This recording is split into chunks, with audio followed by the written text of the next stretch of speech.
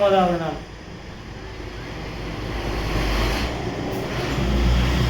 நாள் நெருங்கி போச்சு. 20 நாள் போனதே தெரியல.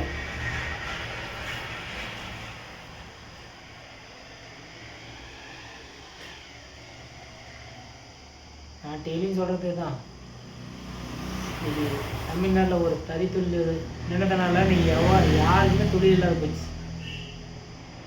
குஜராத்லேருந்து ஒரு ரகம் இறங்கி இன்னைக்கு மக்கள்லாம் செத்து இருக்கிறாங்க தொழில் இல்லாமல். அது யாருமே போராட்டம் பண்ண மாட்டேங்கிறாங்க, யாரும் கண்டுக்க மாட்டேங்கிறாங்க. இந்த கோரிக்கையை நான் ஃபஸ்ட்டு அன்றைக்கி 2 லட்சம் பேருக்கு வேலை இல்லாமல் சொல்லும் போதே போராட்டம் பண்ணலான்னு பார்த்தேன், பண்ண முடியல. இவருடைய கோரிக்கையில் இந்த கோரிக்கை நான் வச்சு தலைமை சேர்த்து கொண்டு போகிறேன். நாளைக்கு சுதந்திர தினம்.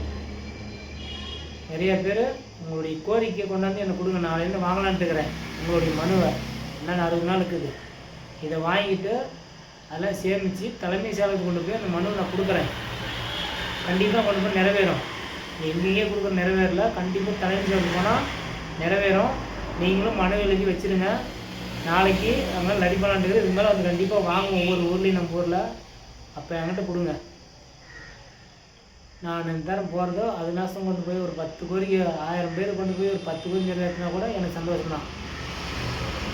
அதனால் இன்ஸ்டாகிராமு, ஃபேஸ்புக்கு, வாட்ஸ்அப்பு, யூடியூப்பு இதெல்லாம் வாங்க, வந்து பாருங்கள், கொஞ்சம் ஆதரவாக இருங்க, சப்ஸ்கிரைப் பண்ணி ஷேர் பண்ணுங்கள்.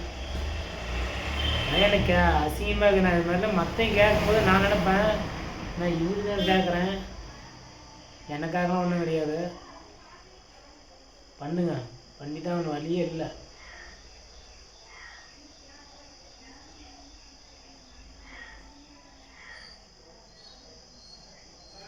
டெய்லி கேட்குறது ஒரே மாதிரியே தான் இருக்கும் உங்களுக்கு.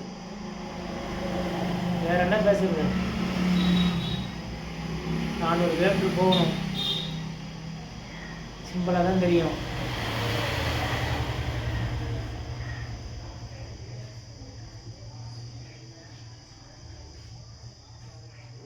இதை எனக்கு தெரிஞ்சு பண்ணுறேன், ஆதரவாக இருங்க. கல்புரம் அம்பிட்டோம், அது தான் இது பண்ணுறேன்.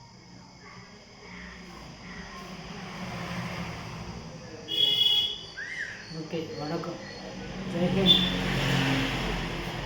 சுதந்திர தின நல்வாழ்த்துக்கள்.